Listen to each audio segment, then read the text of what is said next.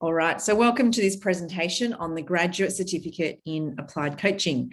My name's Associate Professor B. Pannell, and there's my email address. And we're going to just dive right in, and I'm going to give you an overview of this course and, as I mentioned, answer any questions that you might have. So if you haven't already, really great to, if you can just keep yourselves on mute, and at certain stages throughout the session, there'll be an opportunity to ask questions. Before we start, I would like to acknowledge the traditional custodians of the land on which our college teaches. Currently, I'm on Gadigal land. I would like to pay my respect to the elders, past and present, and extend my respect to all Aboriginal and Torres Strait Islander peoples listening today. So we do have a number of course advisors, so Alex Hayes and Miles Hindle. I presume you're there somewhere in the background. There's quite a number of people on my screen. You've got their email addresses if you wanted to contact them directly as a follow-up, and you can also chat to them in the chat box and the Q&A box. So in terms of what we're going to cover in our session, I'll give you an overview as to the Australian College of Applied Psychology. I'm also going to talk about what is coaching and what is coaching psychology. So this course has a particular focus on coaching psychology, and I'll explain what we mean by that. Why would you study this? I'm going to talk a little bit more about our actual graduate certificate, some details, and make sure, as I said, there's an opportunity for any Q&A. So really quick, little bit about me is I'm an associate professor of coaching and leadership, and I've developed this course. So I've come from quite a long background in psychology, leadership, business, been in academia now for 16 years or something, I'm not counting. And the real focus that I had in writing this course is to make sure that it's very applied, it's not theoretical or abstract. So I work with leaders in all sorts of organisations, government and private organisations, and some of it's one-on-one work, some of it's leadership training work, and some of it's consultancy work. And really, I'm really interested in how we can help people to flourish and develop their leadership skills. So there really is a focus in this course, not only in you becoming a really great coach, but in you actually fine-tuning your own skills as to how you lead, how you develop yourself, because you know, there's that adage that we can only take someone as far as we've gone ourselves. So there is an element of this course that really can, some people do this course to sort of really support their own personal development as well. But before we dive in any further, I would love to hear just briefly in the chat box, if you can just say a little bit about where you're from. So two words, the place where you are, whether it's Australia or elsewhere. So, you know, Sydney or, you know, Wollongong, wherever you are. And one word that describes your interest in coaching. So really love to hear. Looks like we're using, you can all still hear me? It's kind of weird. Can everyone still hear me? I've just got a message that I've been signed out, so I don't know what that's about. Okay, so love to hear. So Perth, leadership skills, Randall, yeah. So just where you're from and what's your interest in the coaching? Just in the chat box. Melbourne, coaching and education, fantastic, Bern. Brisbane, education, Marie, North Brisbane, guiding others, Melbourne. Great, feel free to jump in. Education, leadership development, Ocean Shores, near Byron Bay, I used to live up there. Oh, that's what's happened as my background's changed. Sydney, yeah, and understanding the difference between coaching and leadership development. Giuseppe, that's a great question. Education, Melton, Victoria, counselling, deciding what you want to specialise in. Okay, really great to hear a few of your different interests, and hopefully, I was just going by the names of what you had in your Zoom logins. Hopefully, I haven't called anyone by the incorrect name there. All right, so I'll just go back to sharing my screen. So one of the things you'll find just in doing this course is that in our online live classes is it very much is interactive. So you've just had a little bit of a taste of it. It's not, I think, a really important part of our learning, and even what we know about neuroscience, it needs to have that element of interaction, because unless you're engaged in part of the conversation, it just doesn't work. So the online classes, it's not just you engaging on the chat box, but you do get the opportunity to work in small groups. We actually have small class sizes so that you can speak up in class if you want, and also chat in smaller groups. So just an overview as to ACAP. So we've been developing specialist courses since 1983. My maths is a bit rusty, but that's like 30 plus years, I think now. We're a national provider with campuses in Sydney, Melbourne, Brisbane, Adelaide, Perth, and now in Byron Bay. And courses ranging from psychology, counselling, criminology, social work, and coaching. We've got over 13,000 graduates, and one of the reasons why students choose to study at ACAP is we deliberately have small class sizes. This particular course is accredited with the International Coaching Federation. I'll go into that detail in a little bit. That all of the people that are teaching in the course have that extensive industry experience. And then also we have 3 intakes a year. So if you're just thinking about it, someone mentioned the term just the other day, tire kicking. If you kind of just tire kicking and having a look at whether this course is right for you and you decide not to go ahead for May, there's also the opportunity to join this course again in August for our trimester 3, or even next year.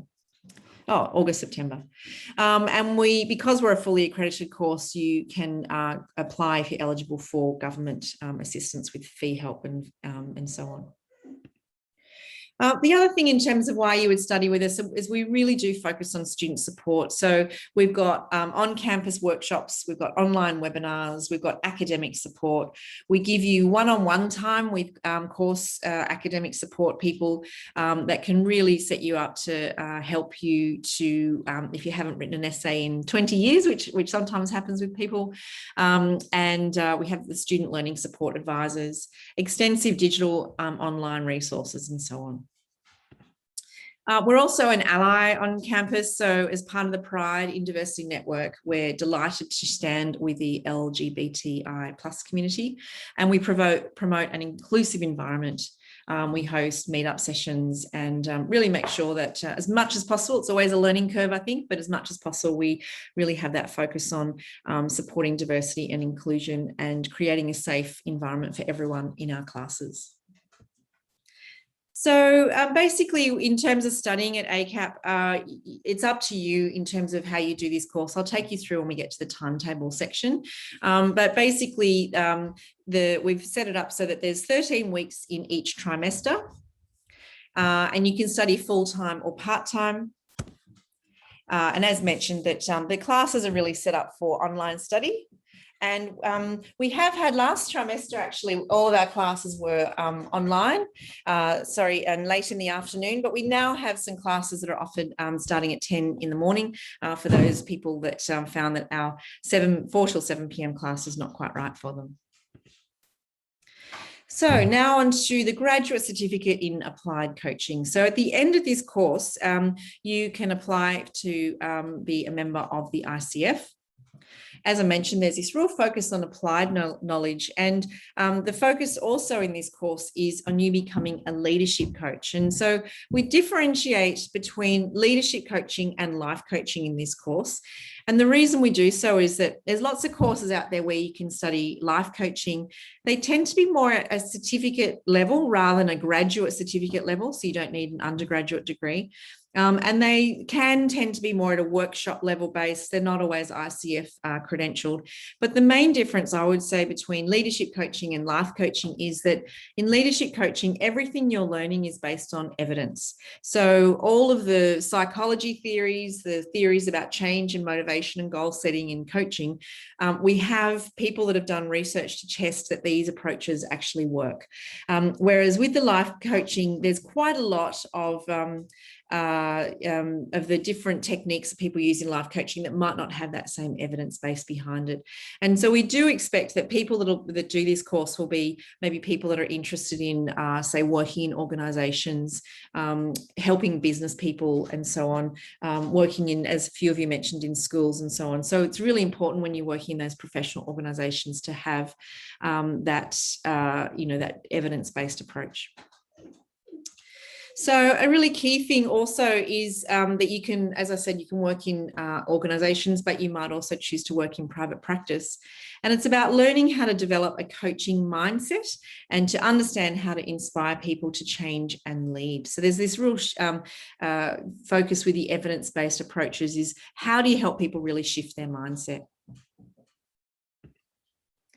So what is coaching? I think it's really important right at the start that we really define what we mean by coaching. So coaching is a goal-focused conversation where we use questions to help another person understand their own thinking and meaning making.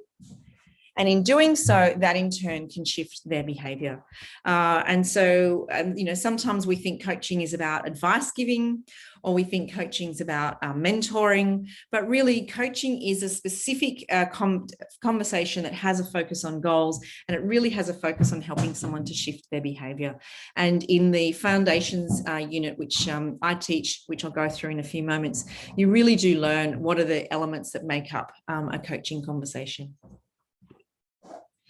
So for some of you, you might have already heard of in coaching, we use, it's quite famous now, this GROW framework.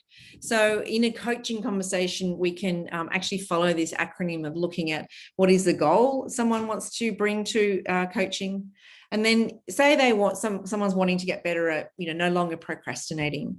Right at the very start, we can follow this really simple framework by saying, well, what's actually happening now? What's the reality? What's working, what's not working? What have you tried? Who's showing up? When do you get most distracted, and so on? And so by even simply using this GROW framework, we're already having quite a structured conversation. And then as part of that conversation, we then move into looking at options. What are the options that you have now to address this issue around procrastination? And then as part of any coaching conversation, there's always a focus on moving forward, which is turning things into action. So what are the action steps that you're now going to take as a result of our conversation? So you'll learn in class, basically pretty much in the first class, how you apply that GROW framework, and that becomes like the foundation. And then from there into the next 12 classes, say in the foundations unit, you learn how you deepen those conversations and how you look at behavioral change when people get stuck, when people get demotivated, when people are lacking in awareness and things like that. Now, some of the different techniques that we use, for example, might be solution-focused thinking, where we really focus on what is the goal that the person's wanting, helping them to disengage from the problem and more engage in the solution, and really helping to support them to have the resources that they need to move forward. So there's specific techniques that you'll learn in the coaching where you're really having, it looks like you're just having a chat, but in your own mind as the coach, you're actually following quite a structured sort of process. The thing I wanted to really differentiate is between coaching, as I mentioned, and coaching psychology. So coaching psychology is informed by evidence-based practices from psychology. So things that we know in psychology that works are things like cognitive behavioral therapy, CBT. And in coaching, we now have an approach called cognitive behavioral coaching. So really helping people to understand the link between their thoughts, their feelings and their behavior. And then you'll learn actually how you apply a CBC, cognitive behavioral coaching approach, to helping someone to shift their behavior by shifting and getting much more aware of their thinking, which then shifts as they shift their thinking, they shift their emotions, and then they shift their behavior. So that's just one example, a very simple one of using psychology in coaching. There's a whole lot of others around motivation, peak performance. There's quite a lot that we've learned from sports peak performance that we bring into coaching as well. And as I mentioned, there's extensive academic research to demonstrate, what works and what doesn't work. And you're only learning in class things that we know have already been applied and worked. Coaching psychology is also something that's been applied in various settings, but particularly very focused on the workplace and leadership coaching. So coaching psychology is another way of saying it's about bringing psychology to the workplace. So if anyone's got any questions about that, I can come back to that a little bit more detail as we go through. And just I wanted to make sure that, as you go away from this this webinar, even if you're not going to go ahead with this course, that you've got some things that you might want to Google and do a bit more of a search around. So just some different frameworks that you could learn in this course. As I mentioned in the previous slide, there's a solution-focused approach to coaching, a cognitive behavioral approach to coaching. There's a developmental approach to coaching, which is my favorite topic, which is this idea that as adults, we grow and develop over, our lifespan, and we increase our ability to be able to map different complex perspectives. Another coaching framework that's very popular is positive psychology. I've already mentioned peak performance, a lot of it coming from sports psychology and more. And so in each of the classes, you're learning particular frameworks, then you're learning how you can use that either one-on-one as a coach or, as I mentioned, in the workplace. So why would you study applied coaching? As I've mentioned, that you're learning proven techniques, and these are really focused on supporting growth, supporting behavioral change, I guess I could emphasize that there, and even transformation. And that this might be, if you decide not to become a coach, I get a lot of people in this course that actually are in a leadership role, and they want to actually develop coaching skills as a leader. So you can develop supplementary skills to support you as a leader. And also, as someone mentioned in the chat right at the beginning, you might have a counseling or psychology or some other therapy background, and you might decide to use coaching as an additional service that you offer to your clients. And we do talk in the early classes about how you differentiate between the therapy services you might be offering and the coaching services, and what are the ICF guidelines on that. And it is something that tends to be either or, that you'll have a session that's you being in therapy mode compared to you being in coaching mode. But certainly there's lots of people that do combine the both.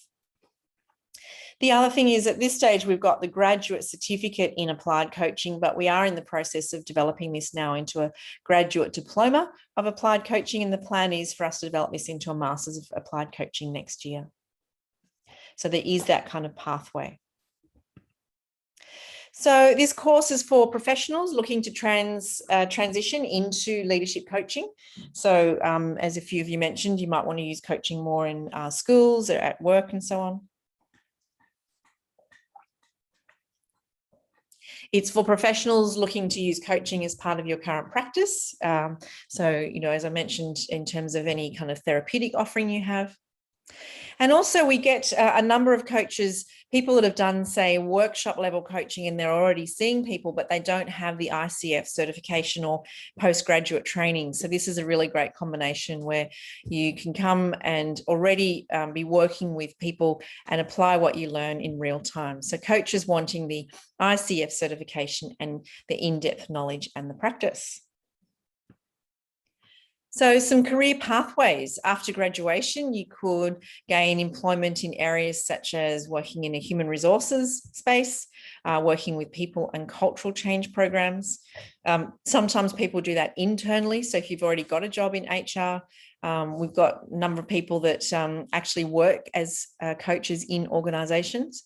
Or you might do it externally, which is more of the work that I've been doing, where you consult to organisations on either different programs, or you run coaching programs within organisations. As I mentioned, you can there's the internal leadership coach within an organisation, or you might work in your own private coaching practice, or with other coaches in an organisation, a small coaching organisation, and providing coaching services and consultancy services, and maybe even other professional services such as facilitation and education. So although we talk about coaching, because you're learning about motivation, leadership, change management, psychology at work, all these things are really great resources for you to then go and run workshops if you're not already, to facilitate different programs. Even some people work in small groups and so on. So this particular graduate certificate in applied coaching, it's taught by experienced executive coaches. So in all the classes, we're always bringing it back to case studies and examples. And we're using evidence-based theories of change management, as mentioned. So the focus is on the applied knowledge that can be immediately used. You don't need to wait until you finish the entire course before you can go out and use this. The current cohort, we're now up to our second group of students that are going through, and the feedback has been extremely positive, where people have found that, you know, there's the experience of the content is really interesting, the practices that you're doing in class are really interesting, but also getting to know and work with others in the classes is a really cool process as well. So the entry criteria, this is on our website, but as mentioned, we've got, you can enter via having a degree, or if you don't have a degree, but you have 5+ years in basically in a similar field, management, profession, leadership, human resources, and so on, you can enter via that pathway. One thing I would say is if you are going to do a graduate certificate course and you don't have an undergraduate degree, you will need to allocate extra hours each week to kind of get up to speed on how to write essays, because we are assuming that most people have that experience in, you know, writing essays at an undergraduate level. So it's possible, but it's just, I wanted to make that clear right from the start that you do need to make sure you've got that extra, I guess, support to get you over the line in terms of the assignment requirements. So the duration, you can do these 4 units over 2 trimesters, which works out to be about 8 months. So you could do 2 units per trimester, or 1 unit one trimester, 3 the next, or you could do 1 at a time. It's really up to you. So this is the timetable that we've got for trimester 2. You can see that we've got our course code. This will be in the enrolment application. The unit description. So the first unit that most people would start in is the one that I teach, Fundamentals of Coaching Theory and Practice, where you're learning some of the things that I've already touched on: cognitive behavioral coaching, solution-focused coaching, working with change and motivation. And we've got one class on Monday evenings, so that's live from 4 till 7. The other class, it's a new timetable, on Wednesdays from 10 a.m. to 1 p.m. The 5016, actually, we've got 2 classes. So this is a focus on professional wellbeing and resilience. And that class is on Wednesdays at 4 till 7. But also you'll see on our website, we've now added another class on Monday, 10 till 1. So there's 2 different time slots for that one. So just to clarify, because I haven't got it up on the screen there, the coaching for wellbeing is offered at Wednesday, 4 till 7, and also Monday, 10 till 1. Now, the next 2 units you would likely do once you've done the first 2. So there's the sustainable leaderships on Tuesday evenings, and then the applied coaching skills. There's an asterisk there because you basically need to have finished the other units or be in the process of completing the other units by the time you get to this one. That's on Thursday evenings, because this applied coaching skills unit is the one where you're practicing the coaching to the ICF standard. So sometimes people will be enrolled in leadership and applied coaching skills at the same time. But you wouldn't start the course at that level, because we wouldn't want you to fail the ICF process because you haven't done the previous units. So the reason why I'm really clear up front about the timetables is because the ICF requirement is that you attend 80% of the live classes. That means 10 out of 12 of the classes you need to show up with your camera on, ready to engage. So it is a bit of a commitment in that respect. And basically the ICF, to have an ICF accredited course, their requirements are that you don't learn via recordings, you learn via live interaction. I do think the learning's a lot deeper in that you're getting the opportunity to ask questions, to practice coaching, to engage, but it is more of a commitment. And just want to make sure that everyone's really clear up front that 10 out of 12 of those weeks you need to be online, and you can't swap and change between, say, a Monday and Wednesday class. You're enrolled in either the Monday class or the Wednesday class for 5006 and 5016. So I will just pause there, stop sharing my screen, and because I've been talking a lot, and it's not like me as an educator to talk nonstop without checking in to see any questions, any comments. So just so you all know, this is being recorded, but you are welcome to come off mute and ask questions, or otherwise to put a question in the chat box if it hasn't been answered yet.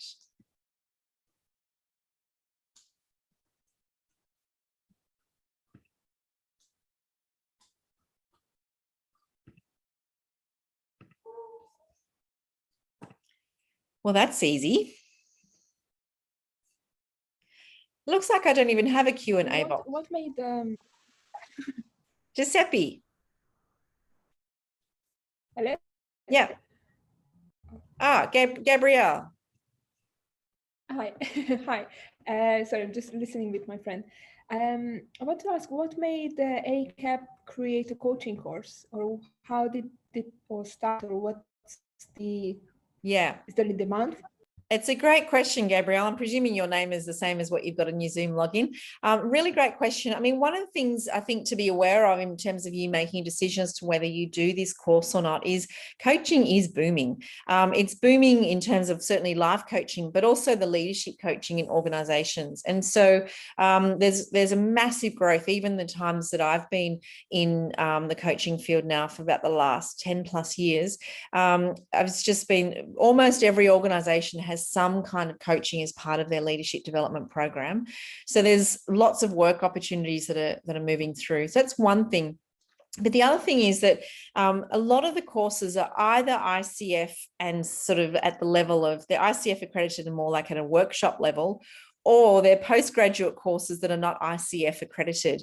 There's actually not many courses out there that are both postgraduate and ICF accredited. And so I just thought it's a really great opportunity for people to receive both a professional, qualification that goes towards, whether you move towards a master's degree, for example, but also that you get the ICF certification at the same time. Did that answer your question, Gabrielle? Yes.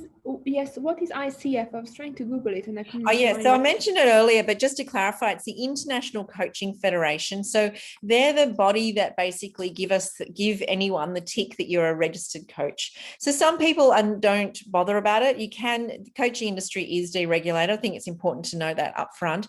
So people can just call themselves a coach. People say, let's have a coaching conversation without even using coaching approaches.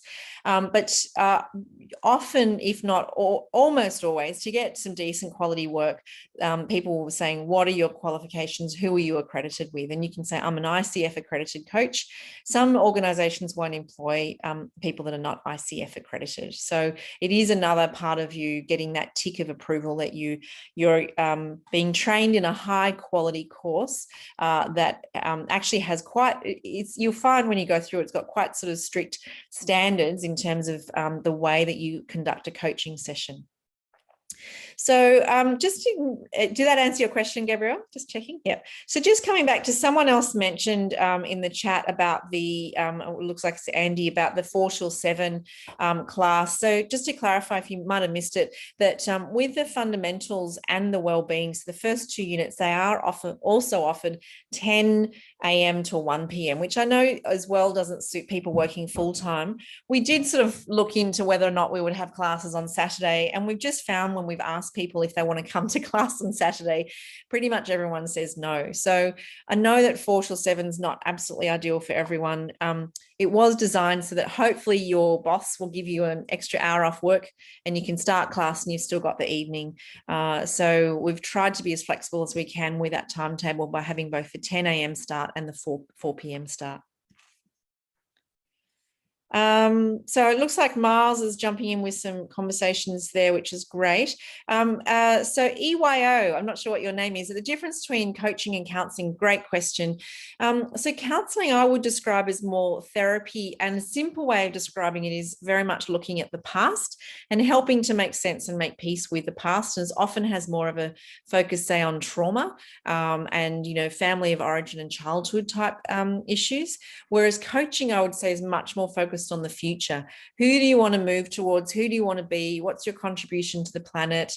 And it does presume that people have moved beyond their trauma, or if they have some trauma in their lives, that they've had therapy and been able to get to a stage where they're stable. Sometimes it shows up in coaching where someone might, realize there's something deeper that they need support with, and we'll say, actually, that needs to sit in the therapy space. I suggest you go and work with a therapist and then come back with a coaching. So it's a very simple way to differentiate. A coaching conversation is very goal focused, very future focused, and it presumes a certain level of mental health, and often is much more kind of workplace focused as well. Did that answer your question? Yeah. Yes, but so if someone someone that has a background of trauma or mental illness and recovering from mental illness. So which of these can someone use to work with a client? Counseling, definitely. So trauma and mental illness is counseling in psychology and maybe even psychiatry. So we would say that anyone with particularly a diagnosed mental illness, that's beyond the realm of coaching. Coaching is presuming a sort of baseline level of mental well-being, and that it's just not the services that coaching provides. Oh, yeah. Thank you. So I will just jump back into, I'm just aware of everyone's time on a evening, just jump back into talking about my last few slides and seeing if there's any further questions. So, all right. So the assessment requirements, I often get asked this, you know, I'm scared of doing assignments. What do I do? And so I think it's an important one just to be aware of that. The assignments, basically, you're doing for most of the classes, 2 essays, about 2,000 words each. So they're not hugely big. And the focus is on applied theory and case studies. And the assessments are scaffolded through class. So basically in the very first class and the next one and the next one, we're talking about the assignment. We're talking about what you need to know, what you need to cover, who you need to be reading, different ideas, and so on. So there's very much that level of quite detailed support. There's no exams in the Graduate Certificate of Applied Coaching, thank goodness. And there's also no group assignments. There are activities where you're coaching other people, but you're not assessed. You don't have to do things at a group level. So as you can see here, point 4, you do give and receive coaching throughout the course. So the core skills is basically it's really designed to help apply coaching psychology principles in personal and workplace settings. You're helping to learn how to develop that leadership capability, coach others to develop as a leader. Looking at applying evidence-based coaching techniques, there's a focus on goal setting. And you develop the core competencies and ethical standards that the ICF require. What you'll get out of the course, you'll develop both personally and professionally. There's self-reflection, there's mentoring, some supervision, and also that peer support. But the really cool thing is you develop this deep understanding of what it means to change behavior. How does behavioral change happen? How does motivation happen? The coaching skills can help you and those around you to flourish during times of challenge. And you also, of course, develop a really great network with other professionals. So we also, I just wanted to make it clear, have undergraduate coaching at ACAP. And so really differentiating that this is the postgraduate coaching. So this is the Graduate Certificate of Applied Coaching. But for those who are interested, some people apply to do an undergraduate degree in counselling with a minor in coaching. So this is pitched at a different level. It is more of a life coaching focus, a bit of a leadership focused coaching. It is also ICF credentialed, but it's for those without an undergraduate degree and those who don't have that 5+ years workplace experience. And it is at the academic level, it's a little bit lower. If you are interested in doing that degree rather than at the graduate certificate level, you can see there's the link there.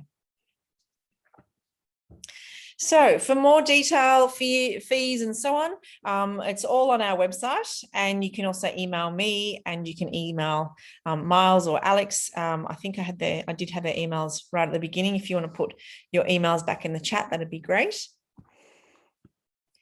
In terms of how to apply online, we have our application form, and then basically you can have a chat to our course advisor. They tell you all the forms that you need to fill and how to go through that process, take you through the timetable options. And then if your application is successful, you receive a confirmation of enrolment. So for any specific questions, certainly you can have a one-on-one chat with a course advisor, but that's all I wanted to cover at this sort of big picture level. So I'm just going to find my mouse again, stop sharing my screen, and just check and see if anyone had any further questions that I can answer either in this session or point you in the right direction for a one-on-one conversation.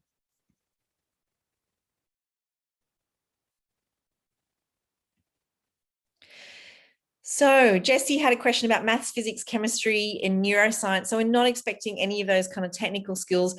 We do cover a bit of neuroscience, what I call neuroscience, but it ends up being just understanding the nervous system and stress and how that affects behavioral change. So we do cover that, but it's definitely not at the level of being scientific. It's at the level of it being applied. So, you know, a very simple example is understanding what the brain does under stress, understanding how that affects our thinking, how it affects our emotion and mood, how it affects our behavior. But you don't need to be a kind of scientific sort of person to understand that. There was a question about the first 2 points of who is this course for. So I'll just quickly go back for who is the course for slide, which was professionals looking to transition into leadership coaching, professionals looking to use coaching as part of their current practice, or coaches wanting to have ICF certification and more in-depth knowledge and practice. So hopefully that answered your question. Any other questions that you want to ask either via the chat or even come off mute? Happy to answer them now.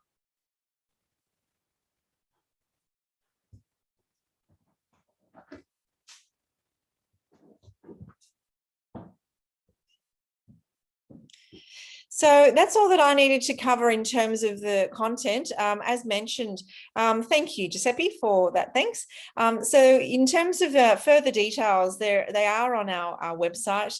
I'm happy to, if anyone wants lots more granular detail about what you're covering in the individual courses, I'm happy to give that information. A few people have been interested to see things like, you know, a bit more about the readings or the textbooks we use, those sorts of things. Although we have the the textbook lists and so on we've got available. So happy to send any of that information for anyone that's kind of hungry for that. I'll just go back to the beginning slide that had my email address. And so you've all got that. So that's my email address. It's a NNELL is my last name. Also, the course advisors can point your inquiry my way if you can't find me in any way. But really happy to even have a quick phone conversation with anyone that might have any questions. And also anyone listening to the recording, if you've got a question that hasn't been answered, you can either touch base with a course advisor. So I'll just go on to that next slide, which was, we have Alex and Miles that are online. So you can touch base with a course advisor or with me, or you can just ring our ACAP number, which is on our website.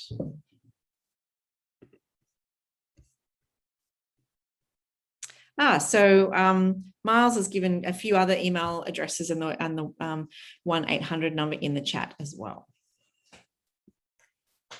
So, I mean, last thing that I want to say is I actually think it's a great course. I know I'm biased, but I really have set this up to make it interesting, to make it relevant, and to really make sure that those of you who come from, you know, a business background where you just need to, develop skills, but you're also very busy. It's designed for people like that. So lots of examples of how you can apply this straight away in a workplace setting. And yeah, as I said, the feedback we've got from the current students has been a really rewarding experience. Oh, there's more messages that I haven't seen. So just check if there's any other questions. Can I ask one last question? Sure, Teddy. I just try to imagine about like what is the normal clients will be. Yeah. Like, I think it's like people who has problem relationship, but if it's like coaching, but it's not in company setting, then what is the clients looks like? Yeah, good question, Teddy. I mean, in some ways, it really is up to you as a coach who you want to work with. We are giving you the skills that if you want to work in business or government or education, you can do that. So it is designed for you to coach people that are already working in some kind of paid employment or volunteer and so on.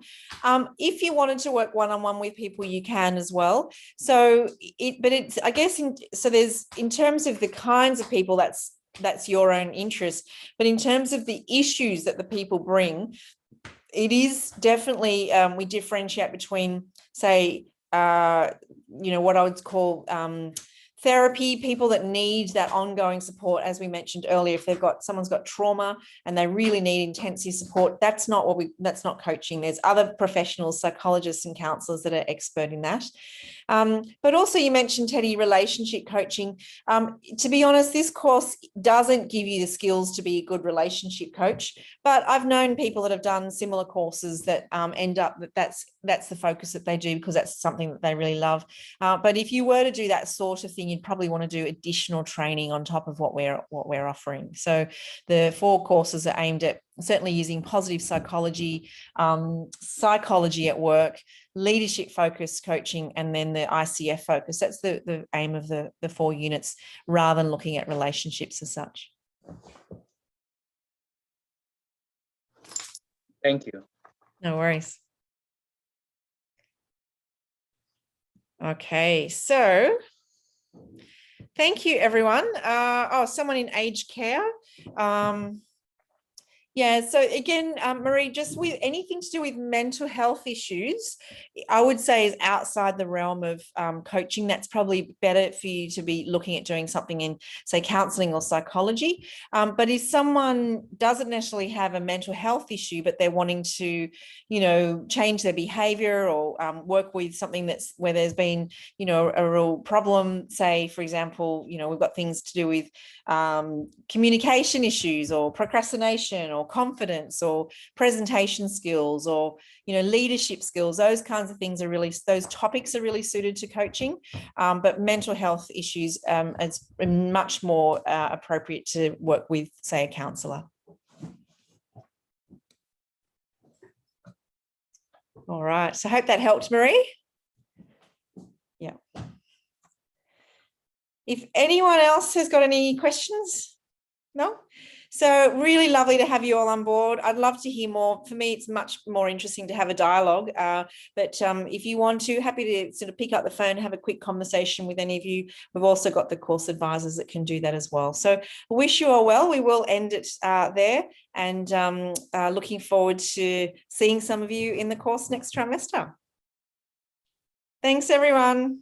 Thank you. Bye. Bye.